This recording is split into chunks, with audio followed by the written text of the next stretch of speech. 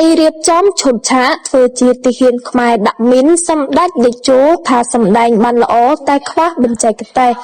តាមរយៈទំព័រ Facebook នៅយប់ថ្ងៃទី 4 ខែធ្នូនេះសម្ដេចតេជោហ៊ុនសែនប្រធានព្រឹទ្ធសភាកម្ពុជាបានប្រតិកម្មតបទៅនឹងការចុះផ្សាយដោយកាសែតថៃ The Legend ដោយភ្ជាប់នឹងរូបភាពបុរស2នាក់ស្លៀកសម្លៀកបំពាក់ទាហានខ្មែរកំពុងបង្កប់មីនសម្ដេចតេជោបានប្រាប់ឲ្យអ្នកដឹកនាំរឿងថៃថ្ងៃក្រោយរៀបចំសេណារីយ៉ូឲ្យបានល្អឬតួសម្ដែងឲ្យចេះធ្វើកាយវិការរបៀបដាក់មីនឲ្យបានត្រឹមត្រូវពិសេសបង្រៀនអ្នកថតឲ្យចេះថតពីរបៀបធ្វើចោលលួចដាក់មីនទៅគេជឿសារបង្រៀនថៃពីរបៀបថ្មីរបស់សម្ដេចតេជោធ្វើឡើងក្រោយភាគីថៃតែងតែបង្កើតសាច់រឿងចោទម្ដងហើយម្ដងទៀតកម្ពុជារំលោភលើអនុសញ្ញាអូតាវ៉ាក្នុងអត្ថបទអន្តរាគមន៍នាកិច្ចប្រជុំរដ្ឋភាគី